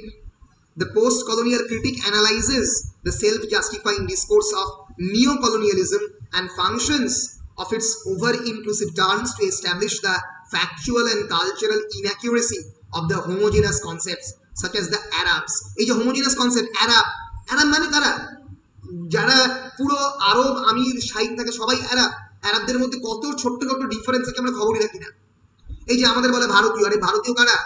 Panjabi, Sindhi, Gujarati, Marathi, বাঙালি, দ্রাবিডিয়ান, মালায়ালি। একটা ভারতীয় শব্দ বললে হবে? ভারতের মধ্যে অসংখ্য মানুষ, অসংখ্য কালচার। সে একই রকম ভাবে আমরা বলছি ইরানিয়ান, আরে ইরানিয়ান বলতে ইরানিয়ানদের মধ্যে হাজারটা ডিভিশন রয়েছে, আরবদের মধ্যে হাজার ডিভিশন রয়েছে। ফার্স্ট ওয়ার্ল্ড বলতে কোনটা ফার্স্ট ওয়ার্ল্ড? কি ফার্স্ট ওয়ার্ল্ড? ইকোনমিতে ব্রিটিশ ভারতবর্ষ থেকে, ব্রিটেন ভারতবর্ষ থেকে অনেকাংশেই কয়েকদিন আগে অব্দি কম ছিল। খ্রিস্টান মানে খ্রিস্টান ডমিনেশন। উম্মা বলা হয় একটা রিলিজিয়াস লিডারকে, ইরানের রিলিজিয়াস লিডারকে উম্মা বলা হয়।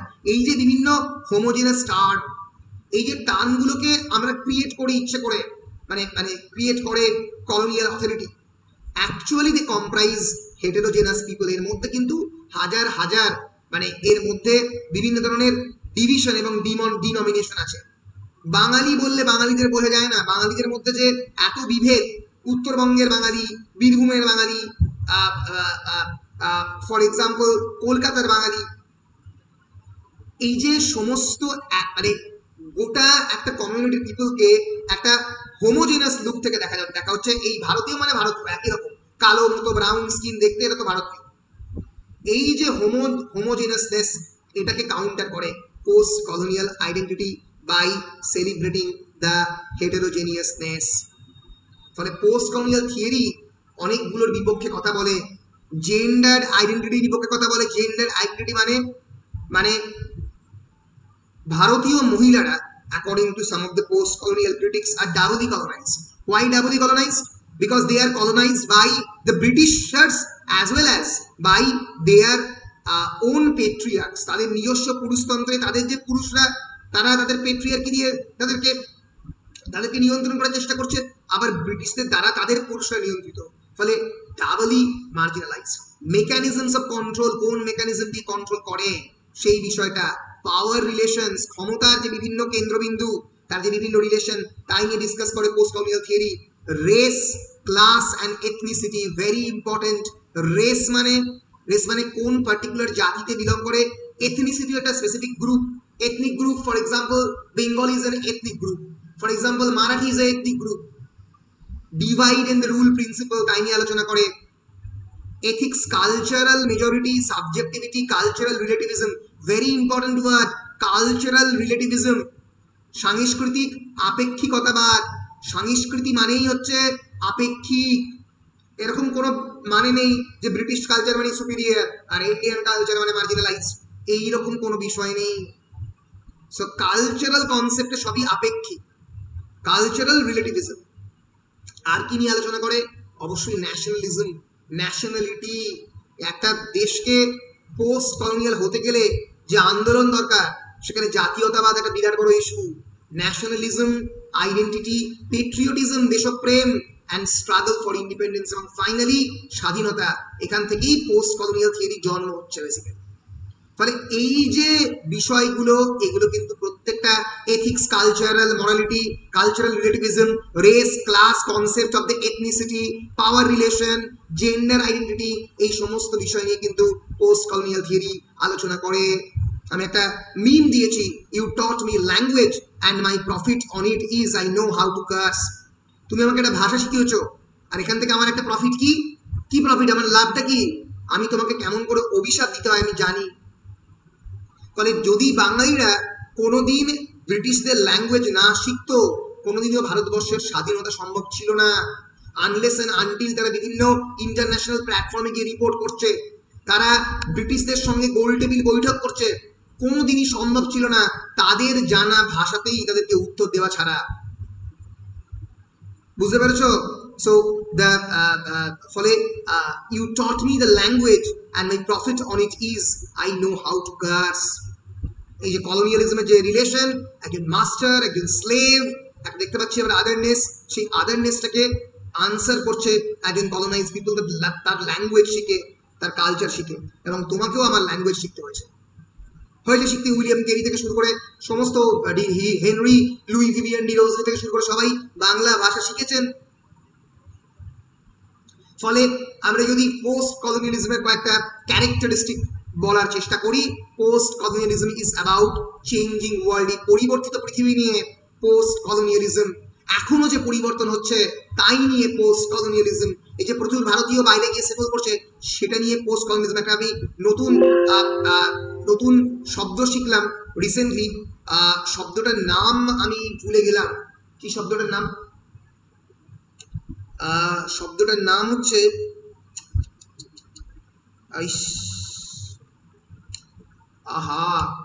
মানে it's actually literature of the ছিটমহল। তোমরা কি ছিটমহলে কেউ নাম শুনেছো? ছিটমহল, এনিওয়ান? ছিটমহল মানে বলতে পারবে কেউ? এনিওয়ান? ছিটমহল মানে?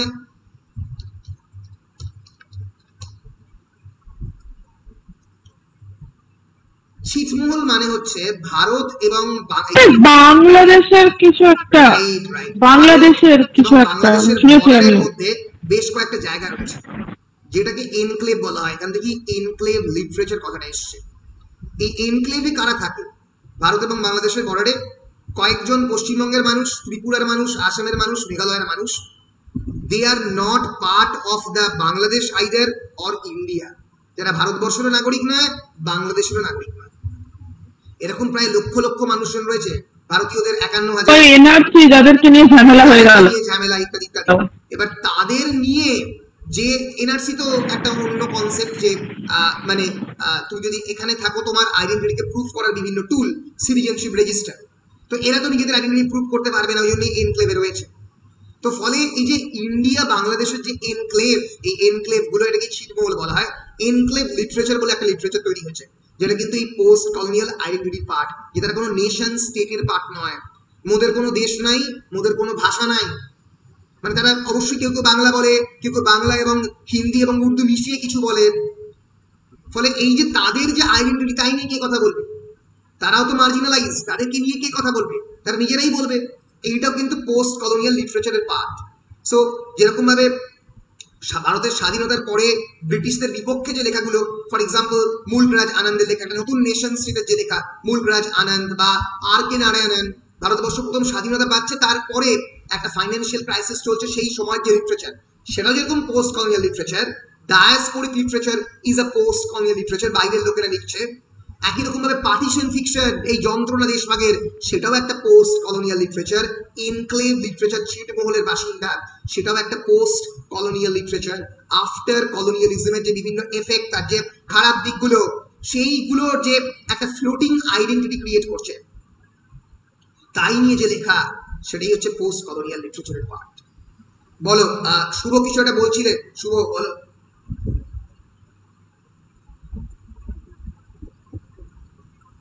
শুভ কিছু বলছিলে, শুভ মনে হচ্ছে না, বা কেউ কিছু এটা বলছিল, ঋষিকেশ বা কেউ কিছু বলার চেষ্টা করছিল কি না? আচ্ছা আমি একটা কথা বলছি, আপনি যেগুলো বললেন যে ওইগুলো আমি দেখেছি, ওই ইউটিউবে নমেডিক ইন্ডিয়ান বলে একজন আছে, যে ওই মানে বিভিন্ন ট্যুরের ব্লগ বানায়, তো ও দেখিয়েছে একবার যে মানে ওদের লাইফস্টাইলটা কত মানে কি রকম ধরনের, অনেক দূর ওদেরকে কাপড় কাচতে অব্দি নৌকা করে অনেক দূর যেতে হয়। এবার তাদের যে কথা, তাদের যে যন্ত্রণা, সেটা কি কে বলবে? আচ্ছা ঋষিকেশ কিছু একটা বলছিল, ঋষিকেশ বলো। স্যার সোর্স অফ ইনকাম কি? খুব important question. Source of income নেই এক এক জায়গায়, শুধুমাত্র কৃষিকাজ করে, তাদের ল্যান্ডে কৃষিকাজ করছে, সেখান থেকে বিক্রি করছে, অনেক ক্ষেত্রেই মাছ ধরে তাদের ইনকাম, ছিটমহলটা অনেক ক্ষেত্রেই নদীমাতৃক উপত্যকায় একটা বড় অংশ।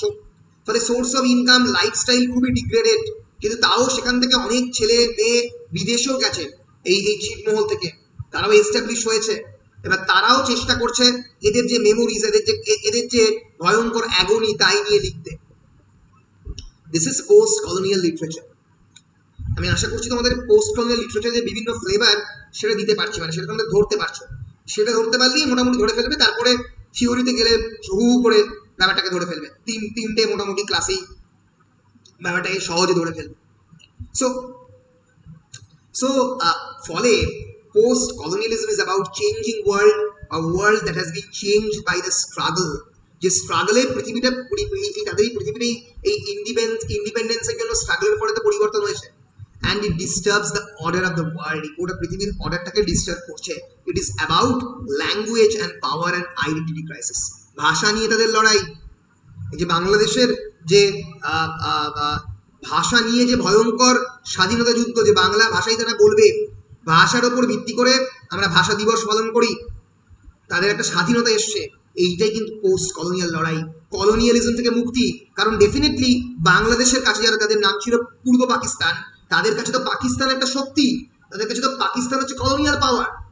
উর্দু বলা, হিন্দি জোর করে চাপিয়ে দেওয়া কয়েকজন মানুষ, তাদের বিপক্ষে যে লড়াই, সেটাও একটা পোস্ট কলোনিয়াল কনফ্লিক্ট। ফলে post colonialism threatens privilege and power resources to acknowledge the superiority of the Western culture. Colonialism superiority of the Western culture K establish করে। So its radical agenda is to demand equality. Post colonialism কি করে? Equality কে demand করে, sorry দাঁড়াও, হ্যাঁ, equality কে demand করে, and well-being of all the human beings on this earth. ওটা পৃথিবীতে যাতে সমস্ত মানুষের well-being হয়, তার চেষ্টা করে।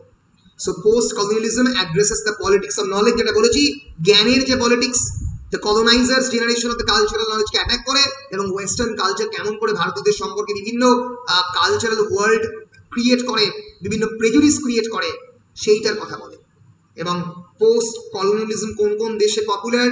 অবশ্যই Latin America, Africa is a post colonial nation, south Asia, entire south Asia, India, Bangladesh, Pakistan, Sri Lanka, Burma, east and south east Asia, Indonesia, Thailand, Malaysia, Caribbean দ্বীপপুঞ্জ, জ্যামাইকা, ত্রিনিদাদ, টোব্যাকো, পলিনেশিয়া, এবং ইনফ্যাক্ট ইউনাইটেড স্টেটস, কারণ সেখানে native American literature রয়েছে।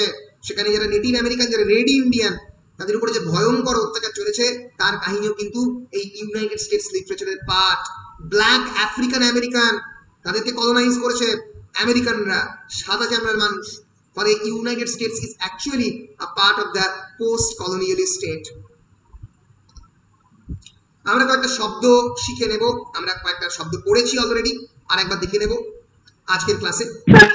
আমেরিকাতে তো এখনো racial ডিসক্রিমিনেশনটা যায়নি। অবশ্যই যায়নি, এই তো কবে একটা বড় সড়ো ঘটনা ঘটেছে। রেশিয়াল ডিসক্রিমিনেশনের কাহিনী আমেরিকানদের প্রত্যেকদিন সহ্য করতে হয়। তুমি ভারতীয় হিসেবে যদি আমেরিকাতে যাও, you can feel the racial difference. এবং সেই কারণেই তো এত আমেরিকান ভারতবর্ষে অনেকে চাকরি চায়, আমি বলতে পারি কলেজ সার্ভিস কমিশন আমার চেনে জানা আমেরিকা থেকে পোস্ট ডক করা প্রচুর লোক কেমিস্ট্রি এবং ফিজিক্সে চাকরি নিয়ে এসছে because of this racial discrimination. You can feel it, তুমি সেখানে গেলে সেটা বুঝতে পারবে that you are a second class citizen. এবার unless and until you are working in IT company, IT কোম্পানির ক্ষেত্রে ব্যাপারটা অন্য, কারণ একটা বড় অংশের লোকজন এখান থেকে যায় এবং তারা আবার কনস্ট্যান্টলি মুভ করে, তারা দেশে ফিরে আসে, অন্য জায়গায় চলে যায়। কিন্তু ওখানে তুমি একটা পার্মানেন্ট চাকরি নিয়ে গেলে you can actually feel the racial discrimination. ফলে আমেরিকা থেকে এখনো কখনোই রেশিয়াল ডিসক্রিমিনেশন যায়নি, অনেক দেশ থেকেই যায়নি। অস্ট্রেলিয়াতেও বিরাটভাবে পারভেডিং রেশিয়াল ডিসক্রিমিনেশন রয়েছে। কয়েকদিন আগে অস্ট্রেলিয়া এর জন্য নিউজে পর্যন্ত এসছে, তোমরা দেখেছো। বেশ বেশ কয়েকটা শব্দ এবার একটু আমরা তাড়াতাড়ি শিখে নেব। আমরা শব্দগুলো নিয়ে আলোচনা করেছি। Important word is decolonization. What is decolonization? Decolonization is the process of revealing and dismantling the colonialist power.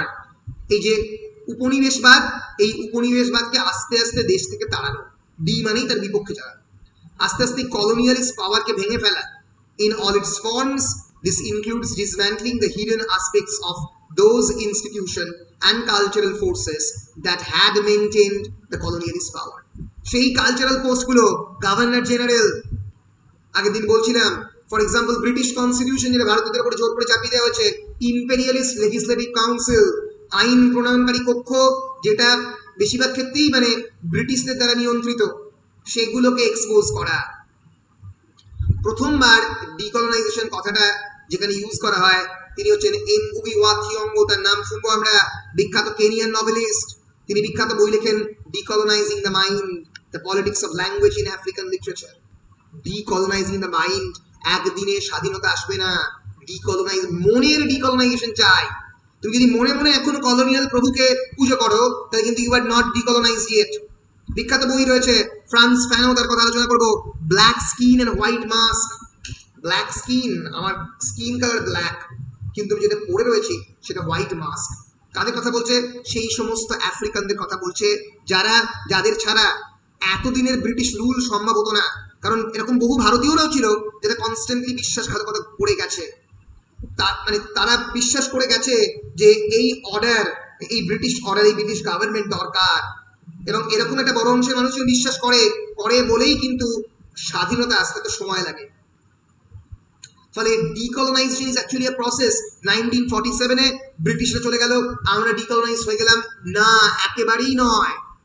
ব্রিটিশদের তৈরি করা যে খুঁড়ে মানে খারাপ একটা খোঁড়া ইকোনমিক সিস্টেম, সেটাকে রিকিউপারেট করতে আমরা এখনো ঠিক মতো পারিনি।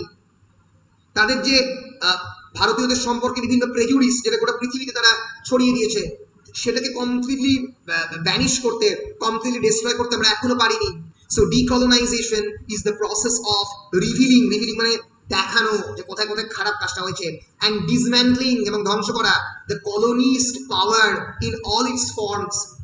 This includes dismantling the hidden aspects, যেগুলো লুক্কায়িত জিনিস, of those institutions and cultural forces that had maintained the colonialist power. যদি colonialist পাওয়ারটাকে মেইনটেইন করেছে, ইটস আ প্রসেস, দীর্ঘদিন ধরে চলে। ভারতবর্ষের ডিকলোনাইজেশনের প্রসেস প্রায় গত 70 বছর ধরে চলছে, এখনো সম্পূর্ণ হয়নি। Am I clear? It's a political process যার মধ্যে ভায়োলেন্স থাকে, ওয়ার অফ ইন্ডিপেন্ডেন্স থেকে revolution. Yes, it's a political process that involves violence, যার মধ্যে ভায়োলেন্স থাকে। একটা টার্ম শিখবো আমরা, আগের দিন বলেছি, দ্যাট ইজ নিওকলোনিয়ালিজম। নতুন ধরনের কলোনিয়ালিজম যেটা আমেরিকা করছে গোটা পৃথিবীকে, এক ধরনের অর্থনৈতিক ডমিনেন্স। এবং চে গুয়েভারা, বিখ্যাত তোমরা জানো কিউবার রেভলিউশনারি, তিনি বলেছেন as long as imperialism exists it will by definition exert its domination over other countries. যতক্ষণ অব্দি সাম্রাজ্যবাদের ধারণা থাকবে, তোমরা বিভিন্ন সময় এই কথাটা শুনে থাকবে, মার্কিন সাম্রাজ্যবাদের কালো হাত ভেঙে দাও, গুড়িয়ে দাও, বামপন্থীরা বলে। সাম্রাজ্যবাদ, আমি বলেছি সাম্রাজ্যবাদ একটা পলিসি, এটা যদি যতক্ষণ অব্দি থাকবে, ইরান ইরাকের আক্রমণ যতদিন হবে, যতদিন অব্দি সিনেমা তৈরি হবে যে এলিয়েনরা এসে আমেরিকাকে আক্রমণ করছে আর আমেরিকা সেই সমস্ত আক্রমণের উত্তর দিচ্ছে, তার মানেটা কি? আমেরিকা গোটা পৃথিবীকে তার এনিমি বলে ভাবে এবং এর ফলে সে আক্রমণ করবে। যেন পৃথিবীর সমস্ত গডজিলা, সমস্ত কিংকং খালি আমেরিকাকেই আক্রমণ করে, আর অন্য কোথাও আক্রমণ হয় না, ঠিক আছে? সেখানে আমেরিকাতেই সুপারম্যান, ব্যাটম্যান, স্পাইডারম্যান, তারপরে আয়রন ম্যান, এদেরকে তৈরি করতে হয়। কারণ আমেরিকাই তো অন্যান্য দেশের উপরে কলোনিয়াল পাওয়ারটাকে এস্টাবলিশ করবে। তাই এই যে ডমিনেশন, এই ডমিনেশনটাকে চে গুয়েভারা বলেছিলেন neo colonialism. It's a practice using capitalism, globalization and cultural forces. তুমি যে মুহূর্তে তোমার বাড়ির দোকানের পাশের জিনিসটা না কিনে অ্যাডিডাসের তৈরি জুতো পরছো, you are becoming part of the globalisation and hence neo colonialism. তুমি যে মুহূর্তে তোমার মনে হচ্ছে যে উডল্যান্ডের থেকে আমার স্কেচার্সের জুতোকে বেশি ভালো লাগছে, ক্যাপিটালিজমের পার্ট, সেটা নিও কলোনিয়ালিজমকে তুমি সারেন্ডার করছো। It's a process of using capitalism, globalization and cultural forces to control a country, usually former European colonies in Africa and Asia, তাদেরকে কন্ট্রোল করতে এইগুলো ইউজ করা হয় in lieu of direct military and political control। মাঝে মাঝে তাদেরকে military এবং political control দিয়েও সাহায্য করে। ফর এক্সাম্পল, আমেরিকার মনে হলো যে ইরানে এবং ইরাকের পিপলরা স্বাধীন নেই, ডাইরেক্ট এয়ার ফোর্স পাঠিয়ে দিল, গিয়ে সেখানে দখল করলো জায়গা। এইটাও ইজ আ ফর্ম অফ নিও কলোনিয়ালিজম। যদি ভারতবর্ষ এবং চায়নার মধ্যে কোনো ওয়ার হয়, অবশ্যই আমেরিকা উইল গেট ইনভলভ ভারতকে সাহায্য করার জন্য, কারণ তারা জানে যদি ভারতকে সাহায্য করে তারা চীনকে হারাতে পারে, they will establish a monopoly across the world. গোটা পৃথিবী জুড়ে একটা ইম্পেরিয়ালিস্টিক মোনোপলি তারা ক্রিয়েট করতে পারবে। That is the part of their imperialistic policy. যতদিন গোটা পৃথিবীতে ইম্পেরিয়ালিজম থাকবে, ততদিন গোটা পৃথিবীতে নিও কলোনিয়ালিজম থাকবে। এছাড়াও আরো বেশ কয়েকটা ইম্পর্টেন্ট টার্ম রয়েছে, দ্যাট ইজ আজকে আলোচনা করছি, দ্যাট ইজ ন্যাশনালিজম। ন্যাশনালিজম কাকে বলে? Anyone, what is nationalism? জাতীয়তা, নিজের দেশের প্রতি ভালোবাসা, জাতীয়তাবাদ, নিজের দেশের প্রতি ভালোবাসা, নিজের দেশের প্রতি ভালোবাসা। বেশ বেশ, আমি একটু প্রবলেমেটাইজ করবো। আর কেউ না? বেশ। আচ্ছা, জাতি কি? What is a nation? জাতির কনসেপ্টটা কি? জাতি কি? যখন যেখানে অনেকগুলো মানুষ একটা ঐক্যবদ্ধ থাকে, রাইট, ঐক্যটা যেখানে এক জায়গায় থাকে, রাইট, যেখানে অনেকগুলো মানুষ ঐক্যবদ্ধ হয়ে একটা নেশন স্টেটের ধারণা, একটা রাষ্ট্র। কোনো দেশের জনসংখ্যাকেও তো বলা যেতে পারে জাতি। বলো বলো অর্পিতা, কি বলছো? শুনতে পেলাম না, শুনতে পেলাম না। কোনো দেশে যখন মানুষ বসবাস করে সেই সংখ্যাটাকেই তো শুনতে পাচ্ছেন আপনি? হ্যাঁ, শুনতে পাচ্ছি, শুনতে পাচ্ছি, শুনতে পাচ্ছি, বলো স্যার। শুনতে পাচ্ছেন? শুনতে পাচ্ছি, শুনতে পাচ্ছি। কোন দেশে যখন কোন মানুষ মানে একটা, হ্যাঁ আমিও স্যার আমি বলছি, কোন দেশে যখন একটা নির্দিষ্ট অধিবাসী মানুষ বসবাস করে তখনই তো সেটা জাতি বলে। Right right right. কিন্তু এখানেই তো প্রবলেম্যাটিক স্পিয়ারটা চলে আসে যে ভারতবর্ষ তো একটা জাতির দেশ নয়, ভারতবর্ষ তো অনেকগুলো এথনিক কমিউনিটি বা এথনিক গ্রুপ থাকে। তারা যদি নিজস্ব নিজস্ব জাতির কনসেপ্ট প্রবর্তন করতে আরম্ভ করে, তাহলে কি ভারতবর্ষ একটা পাঞ্জাবকে আলাদা রাষ্ট্র করে দেবে? ভারত কি সিকিমকে একটা আলাদা দেশ করে দেবে? ভারত কি আলাদা একটা দেশ করে দেবে? ফর এক্সাম্পল, যারা খলিস্তানের দাবি করেছিল তাদের, বা যারা আলফা জঙ্গি, যারা আসামে গিয়ে একটা অন্য স্টেটের দাবি করছে। তাহলে এই যে নেশনের কনসেপ্টটা, it is a very problematic concept. আগে আমরা দেখিনি কাকে ন্যাশনালিজম বলে, তারপরে আমরা এটাকে প্রবলেম্যাটাইজ করবো পোস্ট কলোনিয়াল পার্সপেক্টিভে। আজকে দেখি, আজকে আজকে আজকে আজকে হয়ে যাবে না যে তা নয়। বেশ, দেখি কতটা পড়াই, আর 10 মিনিটের মধ্যে কতটা হয়। So what is nationalism? Nationalism is an ideology and movement that promotes the interests of a particular nation. একটা জাতির, একটা গ্রুপ অফ পিপলের ইন্টারেস্ট এখানে প্রমোটেড হয়, specially with the aim of gaining and maintaining the Nations sovereignty. Sovereignty মানে সার্বভৌমত্ব, self governance. Bharatvarsha অন্য কোনো দেশ দ্বারা গভর্ন নয়, সেটাই হচ্ছে ভারতবর্ষের সার্বভৌমত্ব ওভার ইটস হোমল্যান্ড।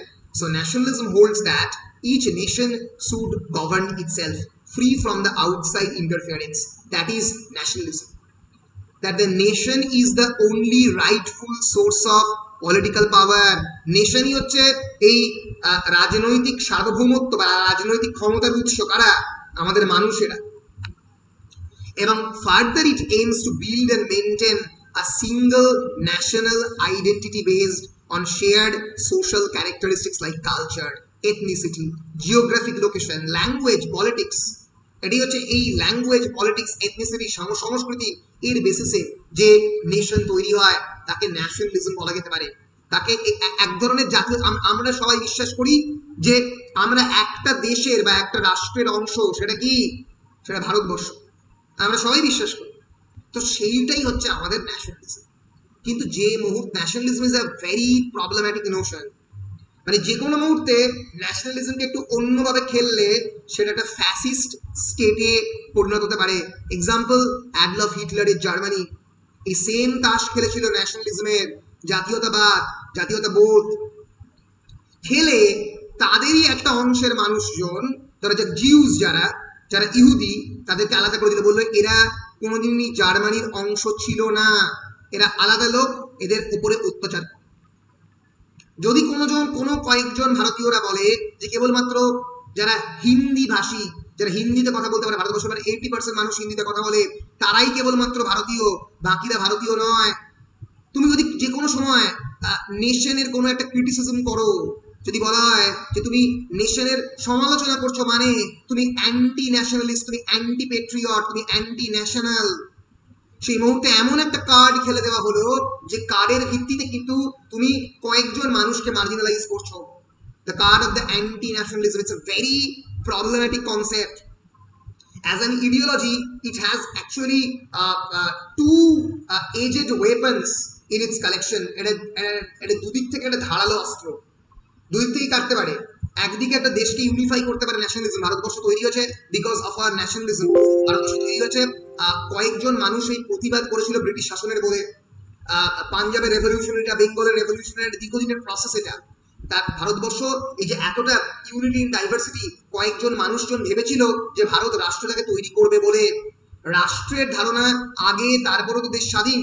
তাহলে nationalism is a very major concept in gaining the independence of India. On the other hand, it can actually completely destroy the notion of India. ভারতবর্ষের যে জাতির ধারণাটাকে সেটা সম্পূর্ণরূপে ধ্বংস করে ফেলতে পারে। কাশ্মীরিরা বলতে পারে we are not part of the Indian nation because we are always being marginalized and excluded from the conventional any kind of social structure, any kind of social facility. আমরা কোনো সোশ্যাল ফেসিলিটি পাইনি, আমরা ration দোকানে কোনো ধরনের facility পাই না, দিনের পর দিন ধরে আমাদেরকে টেররিস্ট বলা হয়েছে। পাঞ্জাবিরা বলতে পারে খলিস্তানি যারা মুভমেন্ট করেছিল, তোমরা জানো ইন্দিরা গান্ধীর সময়ে অমৃতসরের স্বর্ণ মন্দিরে বিভিন্ন অস্ত্র পাওয়া গিয়েছিল সেই সময়ে, এবং খলিস্তান গঠনের দাবি একটা সেই সময় খুবই জোরালো আকার ধারণ করেছিল। তোমরা জানো মাওবাদীদের কথা, আবার তোমরা জানো যে সাধারণ অনেক ইন্টেলেকচুয়ালকেও বলা হয় অ্যান্টি ন্যাশনাল।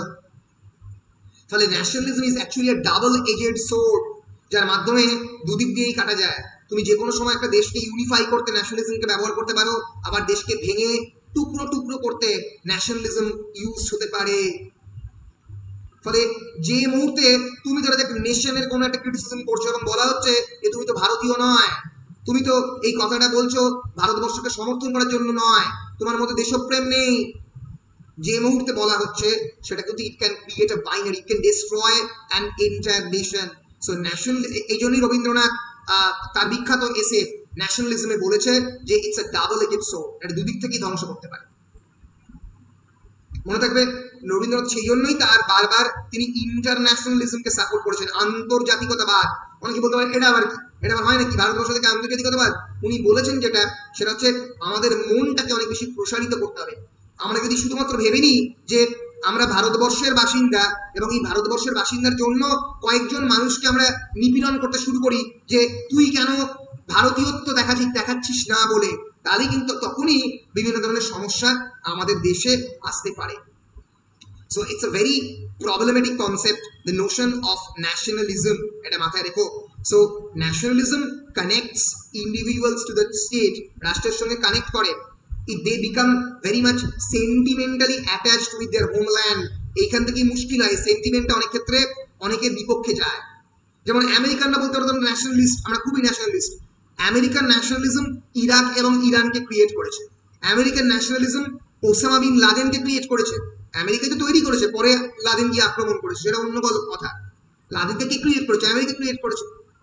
কি অস্ত্র সরবরাহ করেছে? আমেরিকা করেছে। ফলে nationalism can be dangerous. They gain a sense of identity and self esteem through their national identification. Nationalism is a process, এটা একটা প্রসেস। এই ন্যাশনালিজম থেকে আমরা যে কনসেপ্টে যাব, গিয়ে আজকের ক্লাস শেষ করব, দ্যাট ইজ কালচারাল ইম্পেরিয়ালিজম। খুবই সহজ, কালচারাল ইম্পেরিয়ালিজম, সাংস্কৃতিক সাম্রাজ্যবাদ। কিভাবে? কালচারের থ্রু দিয়ে, লিটারেচারের থ্রু দিয়ে, ল্যাঙ্গুয়েজের থ্রু দিয়ে আমি যখন ইম্পেরিয়ালিজমকে প্রমোট করছি, আমি যখন definition of the self and the আদার, আমি আর ও, এই বাইনারি ক্রিয়েট করছি, West as the self and the oriental as the other. Cultural colonialism or cultural imperialism comprises the cultural aspects of imperialism. And একটু ভালো করে দেখে নেবে 5 নম্বরের প্রশ্নে পড়ে। Imperialism here refers to the creation and maintenance of the unequal relationships between civilizations, favoring a more powerful civilization. একটা অত্যন্ত পাওয়ারফুল সিভিলাইজেশনকে যখন সাপোর্ট করছে সাংস্কৃতিক জাতীয়তাবাদের মাধ্যমে। Cultural imperialism is the practice of promoting and imposing a culture, usually that of a politically powerful nation over a less powerful society. Politically powerful nation state একটা less powerful nation state এর উপরে তার imperialistic outcome দেখাচ্ছে। Example, this is a famous example, a jaguar hunter and his son, native আমেরিকাতে, of the Chaco Boreal। দেখতে পাচ্ছ বাবা কি ড্রেস পরে আছে, ছেলে কি ড্রেস পরেছে। বাবা একটা ট্র্যাডিশনাল নেটিভ আমেরিকান ড্রেস পরেছে, ছেলে কিন্তু একটা ইউরোপিয়ান ড্রেস পরেছে। আমাদের প্রত্যেক দিনের জীবনের দেখলেই সেটা বুঝতে পারবে। ট্র্যাডিশনাল একটা কাশ্মীরি ড্রেস পরছে একটা কাশ্মীরের 70 বছরের বাবা, অন্যদিকে পাশে দাঁড়িয়ে আছে একটা অ্যাডিডাসের স্যুট পরা বা একটা বুট পরা ছেলে। এই যে কালচারাল ডিফারেন্সটা ক্রিয়েট করেছে কে? কালচারাল ইম্পেরিয়ালিজম, সাংস্কৃতিক সাম্রাজ্যবাদ। তাদের ওয়েস্টার্ন সংস্কৃতি তাদের উপরে চাপিয়ে দেওয়া হয়েছে। দেখি আর কটা শব্দ বাকি আছে, ওরিয়েন্টালিজম আর রেসিজম আর ডায়াসপোরা। ঠিক আছে, গ্লোবালাইজেশন এই পরের দিন এইগুলো ডিসকাস করবো, আজকে আর করে লাভ নেই। রেসিজম তো বেশ সহজ, রেসিজম এই ওরিয়েন্টালিজম ডায়াসপোরা এইগুলো আলোচনা করে পরের দিন আমরা যাব হচ্ছে কয়েকজন একজন অন্তত থিওরিস্ট ফ্রান্স ফানোকে নিয়ে আলোচনা করবো, তাহলেই হবে। বেশ, বলো কোথাও কোনো কিছু বুঝতে পারোনি বা বুঝতে অসুবিধা হয়েছে? শতাব্দী